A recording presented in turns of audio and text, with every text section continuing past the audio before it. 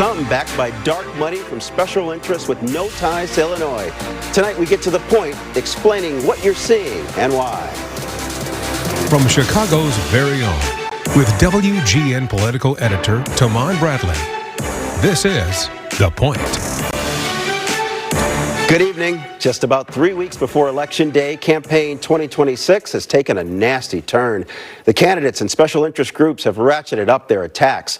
Dark money is flowing into 4 open seat contests on the Democratic side in the 2nd, 7th, 8th, and 9th district primaries. Also, candidates are up on television with hard-hitting commercials. In the U.S. Senate Democratic primary, frontrunner Raja Krishnamoorthi has gone negative days after Juliana Stratton released a commercial saying blank Trump. It's a lot to comb through, and tonight we have 2 political experts here with us to figure it all out. First, Mike Zaleski hosts the Perfunctory podcast. He's a former state representative on the Democratic side. Welcome. Thank you. Also, we have Brandon Pope. He's a seasoned multimedia journalist, media critic, and columnist. Welcome to The Point. Seasoned, I like that. That's true, it's true. All right, why don't we start tonight with the race for U.S. Senate. There are 3 top Democrats on the ballot: Raja Krishnamoorthi, Juliana Stratton, and Robin Kelly. Krishnamoorthi has flooded the airways with feel-good ads about his name and upbringing, but now he's on the attack. She doesn't take corporate or MAGA money, but that's just not true. Stratton's taken hundreds of thousands of dollars from corporate lobbyists and Trump donors. Mikey's gone negative. What do you make of that? I think it's reflective of a couple of things. First of all, I think in the last couple of weeks you've seen some momentum by the lieutenant governor. I think she's commandeered the far left lane of this race by calling for full abolishing of ICE, by saying that she won't support Leader Schumer for re-election.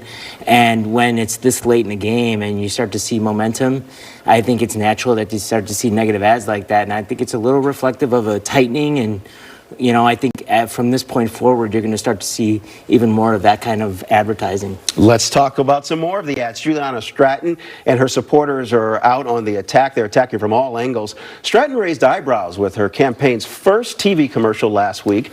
Today, the Illinois Future PAC is out with a direct shot at her opponent. Take a look. Trump. Vote Juliana. Trump. Vote Juliana. They said it, not me. Raja Krishnamoorthi is scared. So he's misleading you about Juliana Stratton because he has something to hide. A lot there, Brandon. Pretty aggressive stuff. Very aggressive. It's funny you always try to see Democrats nowadays be in a rush to use obscenities anytime they can. And here we are with Juliana Stratton doing just that. Broadly, though, it clearly did its job of trying to break her into the news cycle, and she's continuing this trend of trying to position Raja Krishnamoorthi as someone who is MAGA allied or Trump backed. Now, obviously, we know that's not completely true since he's a Democrat, but she's made all these attacks on the financial ties, the donors, and she's been very consistent in that attack line. Will it work in a race like this that people really focus on their local mom and pop issues, affordability being the big one? That's still yet to be seen. And Krishnamoorthi admits to taking money from Republican donors, but also the lieutenant governor hasn't been as clean as she projects in terms of taking corporate interest money, special interest money. It's a tough issue because when we're talking about who has a super PAC, who's taking money directly from the donor itself, you really get into process and the internal ins and outs of inside baseball of politics. But to Brandon's point, I think the ad itself is designed to get people to hit that share button, to get people to share that ad immediately. You're seeing so much saturation right now that the moment you can get people to actually view the ad its entirety and get it to other people, that's probably considered a win by the lieutenant governor. The test case here is like, can you still in 2026 have a campaign built around galvanizing anti-Trump sentiment? Obviously, Trump's not popular in Illinois. I think everyone knows that. Every Democrat is anti-Trump. I don't think voters necessarily are tracking or really care as much how tough you are against Trump in a local race like this. That's a national issue. People really care more about, like, property taxes we're going to talk about, the groceries, not these pie-in-the-sky ideas. Interesting. It is a Democratic primary, so you never know what the base might be thinking. Let's talk about the GOP race for governor. It seems to be taking a back seat in the Chicagoland area. Darren Bailey is back again, trying to become the Republican standard bearer. Also, businessman Rick Heidner made a splashy entrance into the race. DuPage County Sheriff James Mindrick has been running for almost a year now. Ted Dabrowski, formerly of WirePoint, is trying to stand out, unloading on Democrats with this new commercial. Law enforcement is a sickness. Opponents of this law lie and fearmonger. JB and BJ are the liars and the fearmongers. They are the sickness that is killing Illinois and Illinoisans. Dabrowski says he will repeal the SAFETY Act, but of course that's unlikely with Democrats holding supermajorities in Springfield. Will this commercial cut through, Mike? Well, not to the voters that will ultimately swing the pendulum from making this a deep blue state to a even a moderate purple state.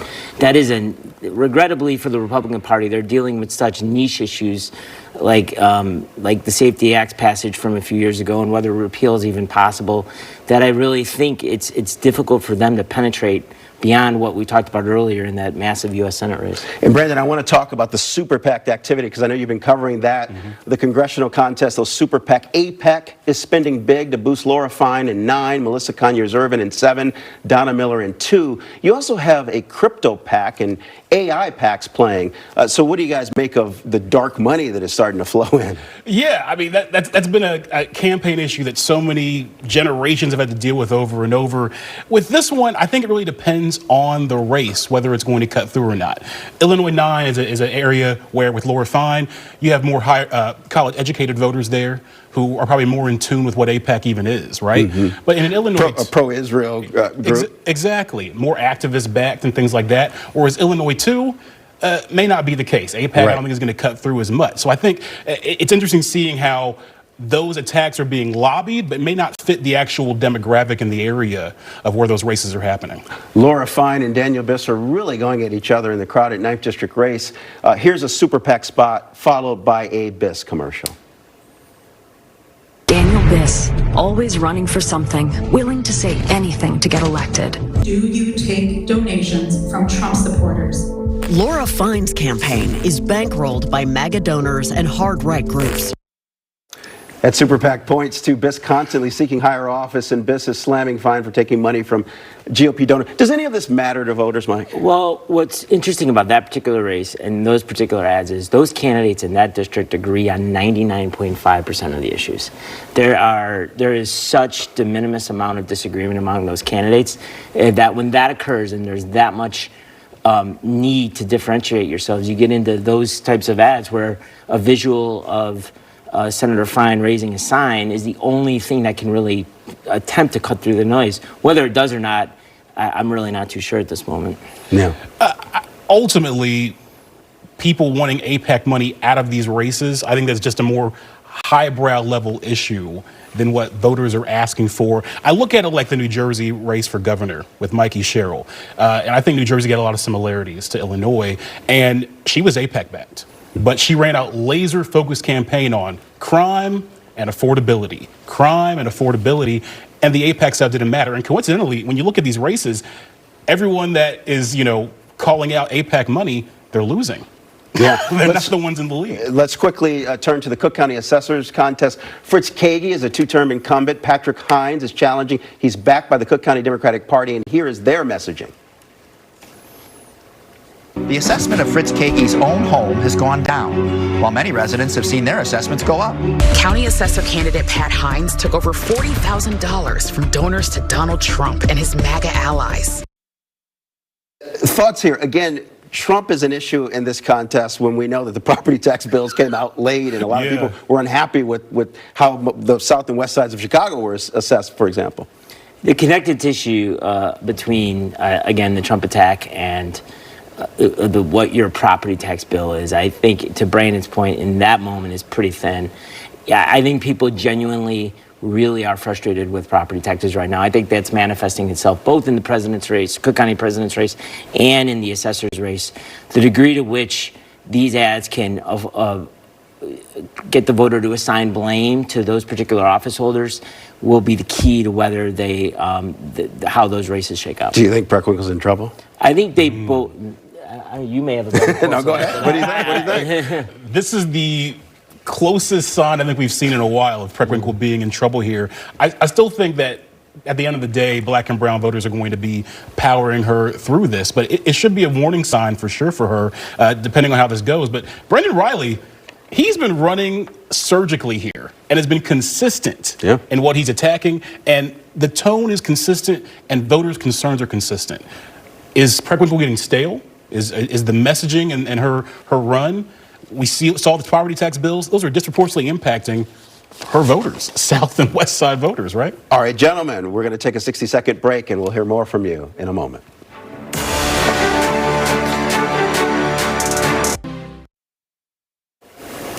A quick final thought from each of you. Brandon Pope. Well, look, I think when you look at these races, you have Illinois 9, Biss and Fine. Simmons sitting right there in the dark horse spot from all that crossfire, kind of dodging the smoke. And the same thing when you look at the race between Krishnamurthy and Lieutenant Governor Stratton here. Robin Kelly right there in the dark horse spot. Stratton's coming from a more progressive left lane that many voters may not feel like she's actually earned, whereas Robin Kelly has more of a progressive record. Very interested to see how she breaks out in these final stretches. And Mike? I think consultants and candidates themselves have a really hard decision in the last 30 days or so of this campaign, 20 days of this campaign. How do you balance the exhaustion that people feel, affordability, AI, ICE in the streets, against the need to fight back and the feeling that we don't have enough people on our side? You have to really display a nuanced mix of competence and fighting in your ads and your tone, and it's going to be an interesting run-up to the election. Mike Zaleski, Brandon Pope, thank you very much. Before we go, a tip of the hat tonight to former Chicago Mayor Harold Washington. It was 43 years ago this week that he won Chicago's Democratic primary. Washington beat out 5 candidates, including Jane Byrne and Richard Daley, on his way to becoming the city's first black mayor. Today also marks 1 year until Chicago's next mayoral election. To the next group of political hopefuls, the clock is officially ticking. And that is the point. I'm Tamon Bradley. We're back with more news tonight at 9. But first, The Forecasters is up next on WGN Plus.